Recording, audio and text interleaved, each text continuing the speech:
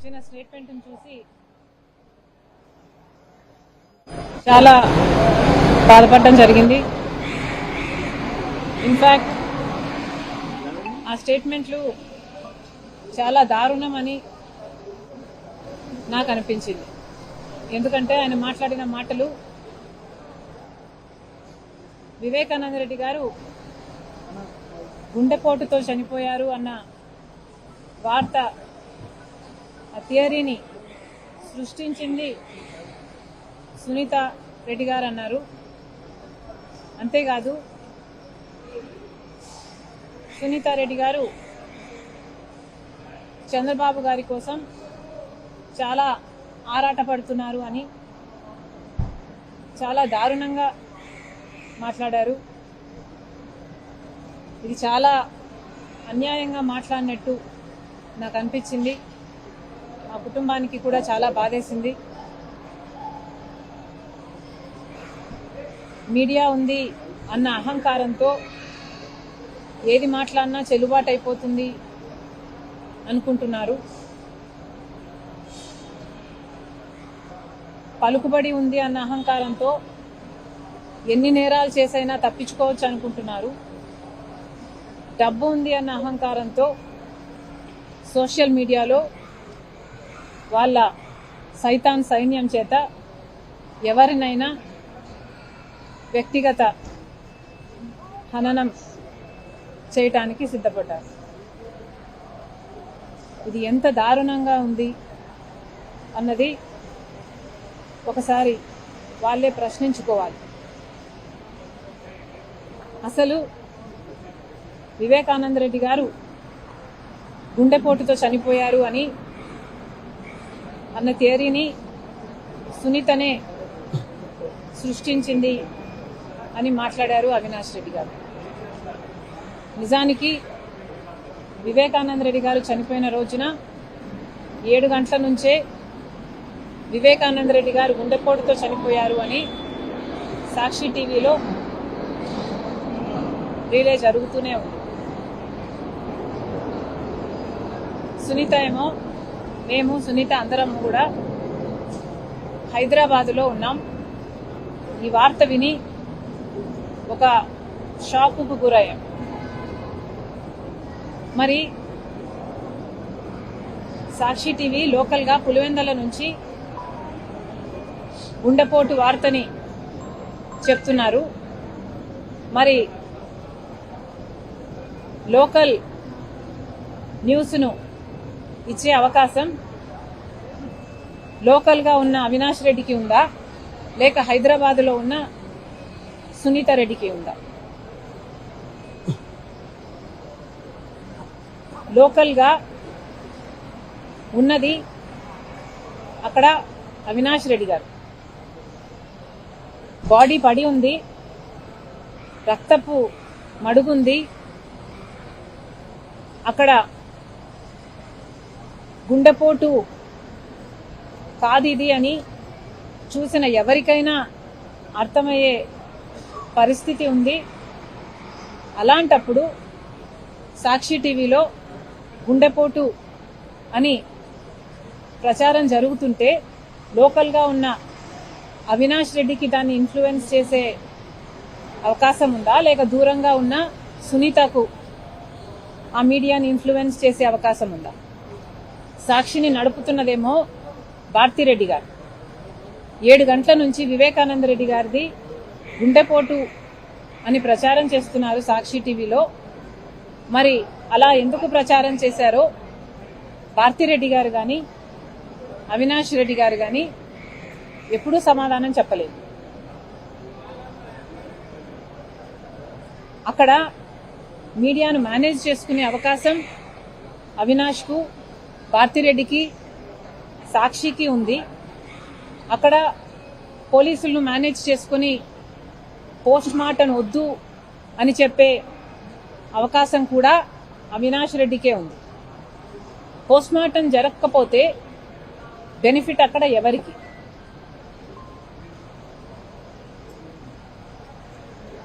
గుండెపోటుతో వివేకానంద రెడ్డి గారు మరణించారు అని చెప్తున్నా సాక్షికి బెనిఫిట్ ఉంది. అంతేగాని దూరంగా ఉన్న సునీతకు యాక్సెస్ లేదు, బెనిఫిట్ అంతకంటే లేదు. ఇంతవరకు కూడా సాక్షి టీవీలో 7 గంటల నుంచి వివేకానంద రెడ్డి గారు గుండెపోటుతో మరణించారు అన్న వార్త సాక్షి ఎందుకు ప్రచారం చేసిందో ఇంతవరకు భారతిరెడ్డి గారు కానీ అవినాష్ రెడ్డి గారు కానీ ఇంతవరకు సమాధానం చెప్పనే లేదు. ఇంకొక విషయం, వివేకానంద రెడ్డి వ్యక్తిగత జీవితం గురించి వాళ్ళ సోషల్ మీడియా సైతాన్ సైన్యం చేత నానా రకాలుగా ఆయన వ్యక్తిత్వాన్ని, అసలు బ్రతికి లేడు మనిషి అన్న ఇంగితం కూడా లేకుండా ఆయనను అవమానించడం జరిగింది. అసలు సాక్షి పేపర్లో కూడా పైనేమో రాజశేఖర రెడ్డి గారి ఫోటో, కిందేమో వివేకానంద రెడ్డి గారి ఫోటోలు, ఆయన గురించి రాసిన ఆర్టికల్స్ ఈ రోజు వరకు కూడా కళ్ళ ముందు కదులుతూనే ఉన్నాయి. అది ఎప్పటికీ మర్చిపోలేం. వివేకానంద రెడ్డి గారికి ఇంకో భార్య ఉండొచ్చు, కొడుకు ఉండొచ్చు, కానీ వాళ్ళు ఎలా బ్రతకాలి అన్న దాని గురించి, వాళ్ళకు కావాల్సిన ఫైనాన్షియల్గా అయితేనేమి, ఇంకో రకంగా అరేంజ్మెంట్స్ అయితేనేమి వివేకానంద రెడ్డి గారు అప్పుడే చేసి పెట్టి చనిపోయారు. అలాంటిది ఇప్పుడు అవినాష్ రెడ్డి గారు వాళ్ళెందుకు చంపుండకూడదు అని కూడా మాట్లాడారు.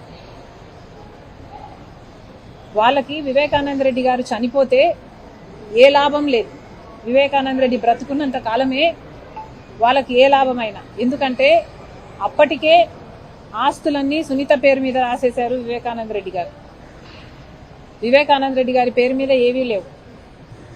వివేకానంద రెడ్డి గారు చనిపోతే ఆ ఇంకొక ఫ్యామిలీకి నష్టమే తప్ప లాభం లేదు.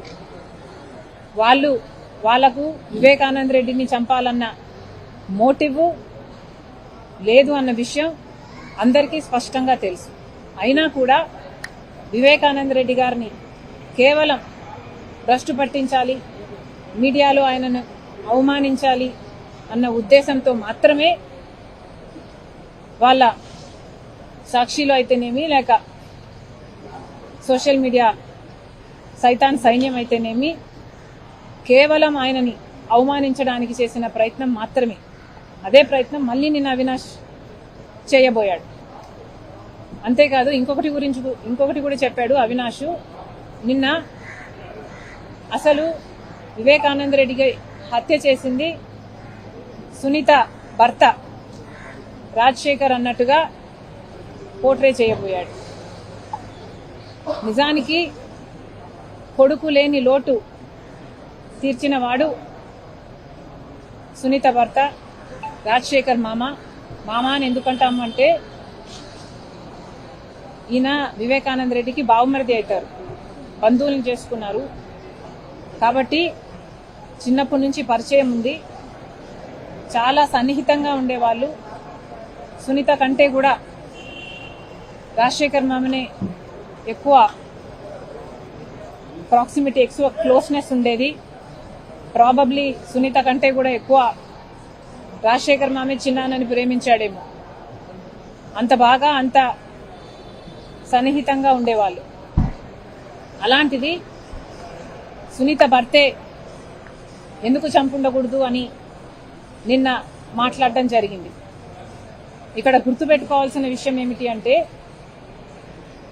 హత్య జరిగిన రోజున 7 గంటల నుంచి వివేకానంద రెడ్డి ఇది గుండె పోటు అని ప్రచారం చేసింది సాక్షి, అంటే జగన్మోహన్ రెడ్డి గారు. ఆ తర్వాత హత్యా ప్రదేశానికి వచ్చి ఇది గుండెపోటు కాదు హత్య అని చెప్పింది జగన్మోహన్ రెడ్డి గారు. ఆ తర్వాత ఇది తెలుగుదేశం వాళ్ళు చేపించింది అని చెప్పింది జగన్మోహన్ రెడ్డి గారు. సిబిఐ ఎంక్వైరీ కావాలి అని కోరింది జగన్మోహన్ రెడ్డి గారు. ఆ తర్వాత ముఖ్యమంత్రి అయ్యింది జగన్మోహన్ రెడ్డి గారు. ఆ తర్వాత సిబిఐ ఎంక్వైరీ అవసరం లేదు అని చెప్పింది జగన్మోహన్ రెడ్డి గారు. నేను వేసే సిట్టు సరిపోతుంది అని చెప్పింది జగన్మోహన్ రెడ్డి గారు. ఈ ఎంక్వైరీ సరిగ్గా జరగటం లేదు అంటే, లేదు అవినాష్ని దీంట్లో మనం ఇరికిస్తే అవినాష్ని దీంట్లో వేలు పెట్టి చూపిస్తే అవినాష్ నన్ను వదిలేసి బీజేపీ పార్టీలో చేరిపోతాడు అని చెప్పింది జగన్మోహన్ రెడ్డి గారు. ఆఖరికి సునీత ఎంత బ్రతిమిలాడినా సిబిఐకి ఒప్పుకోకపోవడంతో తను విభేదించి చాలా మనసు కష్టం చేసుకుని గుండె భారంతో ఒకతే బయటికి వెళ్ళి సిబిఐని ఎంక్వైరీ కోసం కోరడం జరిగింది. కోర్టుకు వెళ్ళింది. ఆ తర్వాత సిబిఐ ఎంక్వైరీ కూడా ఆదేశించింది కోర్టు. మరి సిబిఐ ఎంక్వైరీ జరిగింది. ఎంక్వైరీలో అన్ని ఆధారాలు అన్ని ఎవిడెన్సులు ఉన్నాయి అని అవినాష్ని ఛార్జ్షీట్లో చేర్చడము జరిగింది. మరి నిజంగానే హత్యలో అవినాష్ రెడ్డి పాత్ర లేదు, సునీత భర్త రాజశేఖర్ది ఉంది అంటే మరి సిబిఐకి ఆ ఆధారాలు ఎందుకు దొరకలేదు? సిబిఐ అన్ని ఆధారాలు అవినాష్ మీదనే ఎందుకు సేకరించింది? ఎందుకంటే నిందితుడు అవినాష్ అని సిబిఐ కూడా అర్థమైంది కాబట్టి. అంతెందుకు జగన్మోహన్ రెడ్డి గారు 5 సంవత్సరాలు ముఖ్యమంత్రిగా ఉన్నారు. మరి జగన్మోహన్ రెడ్డి గారు సునీత భర్తే హత్య చేశాడు అని ఇప్పుడు వీళ్ళు ఏదైతే థియరీ చెప్తున్నారో ఇదే నిజం అయి ఉంటే మరి జగన్మోహన్ రెడ్డి గారు ఎందుకు ఎంక్వైరీ వేయలేదు? ఎందుకు సాక్ష్యాలు సేకరించలేదు? సునీత భర్తే హత్య చేశాడు అని ఒక్క సాక్ష్యమైనా ఎందుకు బయట పెట్టలేదు? లేదా చిన్నాయన వేరే ఫ్యామిలీ హత్య చేశారు అని ఒక్క సాక్ష్యమైనా ఎందుకు బయట పెట్టలేదు? లేదా తెలుగుదేశం వాళ్ళే చంపించారు అని వాళ్ళు అన్నారు, పోనీ వాళ్ళ మీదైనా ఒక్క సాక్ష్యమైనా ఎందుకు బయట పెట్టలేదు? మీకు అధికారం 5 సంవత్సరాలు ఉంది, మీ చేతుల్లో పవర్ ఉంది, మీ చేతుల్లో పోలీసులు ఉన్నారు, ఎంక్వైరీ సిస్టమ్స్ ఉన్నాయి. అయినా కూడా మీరు ఒక్క ఆధారం కూడా మీరు చెప్తున్న ఈ థియరీలో సపోర్ట్ చేస్తూ ఒక్క ఆధారం కూడా మీకు దొరకలేదు, మీరు బయట పెట్టలేదు అంటే దానికి కారణం అది అవాస్తవం కాబట్టి, దాంట్లో నిజం లేదు కాబట్టి. ఇది వాళ్లకు తెలుసు, ప్రజలకు కూడా తెలుసు. కానీ మీడియా ఉంది కదా అని పెద్ద పెద్ద పాంఫ్లెట్లు వేసుకుంటున్నారు, పెద్ద పెద్ద బ్యానర్ ఐటమ్లు వేసుకొని వాళ్ళకు కావాల్సిన నెరేటివ్ సెట్ చేయడానికి ప్రయత్నిస్తున్నారు. ఇది ఎలా ఉంది అంటే ప్రజలని కన్విన్స్ చేయలేకపోతే ప్రజల్ని కన్ఫ్యూజ్ చేయండి అన్నట్టుగా వాళ్ళ స్ట్రాటజీ ఉన్నట్టుగా కనిపిస్తుంది. కానీ వాస్తవం ఏమిటి అంటే ఈ హత్య ముమ్మాటికి కడప ఎంపీ టికెట్ విషయంగానే జరిగింది. ఇంత ఖచ్చితంగా ఎందుకు చెప్పగలుగుతున్నామంటే చిన్నాన వివేకానంద రెడ్డి గారు నా దగ్గరికి, నా ఇంటికి వచ్చి దాదాపు 2 గంటల పాటు ఈ విషయం నాతో చర్చించడం జరిగింది. కడప ఎంపీ టికెట్కు అవినాష్ కరెక్ట్ కాదు అన్న విషయం వివేకానంద రెడ్డి గారు గట్టిగా నమ్మారు. అదే జగన్మోహన్ రెడ్డి గారితో సహా అందరికీ చెప్పారు కూడా. అయినా కూడా జగన్మోహన్ రెడ్డి గారు అవినాష్కే టికెట్ ఇచ్చారు. ఇచ్చిన తర్వాత ఇక వివేకానంద రెడ్డి గారు కూడా జగన్మోహన్ రెడ్డి గారి మాట గౌరవించి అవినాష్ గెలుపు కోసమే కృషి చేశారు. కానీ ఈసారి అడ్డుకున్న వివేకానంద రెడ్డి గారు ఎప్పటికైనా తనకు అడ్డే అని అవినాష్కి అర్థమైంది. ఈ అడ్డును తొలగించుకోకపోతే ఎప్పటికైనా అవినాష్కి ఇబ్బందే అని అవినాష్కి వాళ్ళ తండ్రికి అర్థమైంది. కాబట్టే ఈ హత్య జరిగింది. ఇవేవీ తెలియనట్టుగా, ఇదేది నిజము కానట్టుగా ఇప్పుడు సునీత భర్తే హత్య చేయించాడు, సునీతే వాళ్ళ నాన్న గుండెపోటుతో చనిపోయాడు అన్న వార్తను సృష్టించింది ఆర్ పుట్టించింది.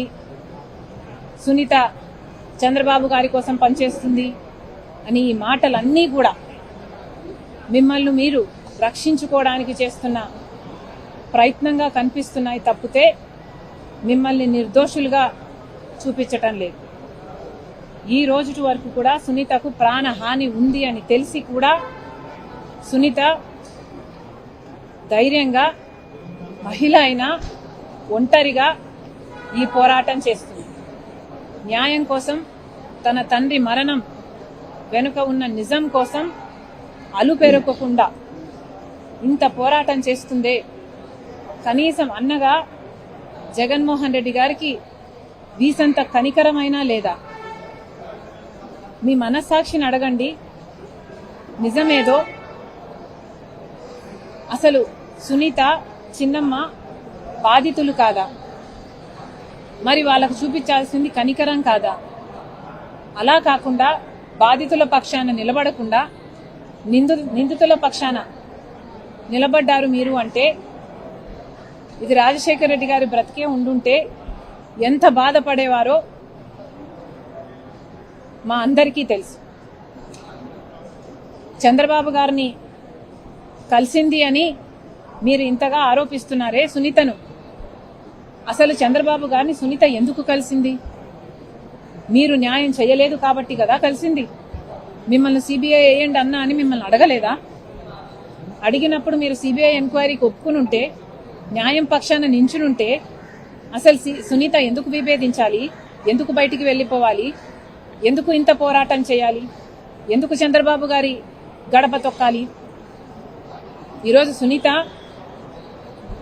ఇంత ఒంటరిగా పోరాటం చేస్తుంది అంటే దానికి కారణం మీరు వెలేస్తేనే కదా, మీరు తరిమేస్తేనే కదా, మీరు న్యాయం చేయకపోతేనే కదా తనకి కర్మ పట్టింది. ఈరోజు చంద్రబాబు గారిని అడిగేంత కర్మ. అయినా ఏమడిగింది? మీకు చేతనైనంత న్యాయం చేయండి అని అడిగింది. పోనీ చంద్రబాబు గారైనా చేస్తున్నారా? ఏం చేస్తున్నారు? సిబిఐ అన్యాయం చేస్తుంది, బీజేపీ అన్యాయం చేస్తుంది, ఈ కేసును నీరు గారుస్తున్నారు. చంద్రబాబు గారు ముఖ్యమంత్రిగా ఆడబిడ్డ కోసమైనా న్యాయం జరిపించండి అని బీజేపీని, సిబిఐని అడగాల్సిన బాధ్యత, డిమాండ్ చేయాల్సిన బాధ్యత ముఖ్యమంత్రిగా చంద్రబాబు గారికి లేదా? మరి చేశారా? ఈరోజు సునీత న్యాయం కోసం తట్టని తలుపు లేదు, ఎక్కని గడప లేదు, ఎక్కని మెట్టు లేదు. అసలు నిరంతరం 7 ఏళ్ళు అయింది. నిన్న మొన్నటికి మార్చి 15కి 7 ఏళ్ళు అయింది. ఇంతవరకు న్యాయం జరగలేదు. ఇంకా పోరాటం చేస్తూనే ఉంది, చేస్తుంది. తన ప్రాణం ఉన్నంత వరకు చేస్తుంది. అంత గట్టిగా నిలబడ్డ ఆడబిడ్డ మీద ఇంత దారుణంగా మీకు మీడియా ఉంది కదా అని మాట్లాడడం అన్యాయం అని మీకు అనిపించడం లేదా? వాళ్ళ సొంత నాన్న హార్ట్అటాక్తో చనిపోయారు అన్న వార్త సునీత పుట్టించిందా? సాక్షి పుట్టించలేదా? మీకు పాత్ర లేదా? అవినాష్ కాదా అక్కడ ఉన్నది లోకల్గా? సునీత వివేకానంద రెడ్డిని చంపింది సునీత భర్తనా? మీకు తెలియదా ఎవరు చంపారో? అసలు ఇలాంటి అన్న ఉంటే ఇక శత్రువులు అనవసరం. అన్న అన్న పదానికి కలంకం ఈరోజు జగన్మోహన్ రెడ్డి గారు. ఇంతకంటే మీకేం చెప్పలేం.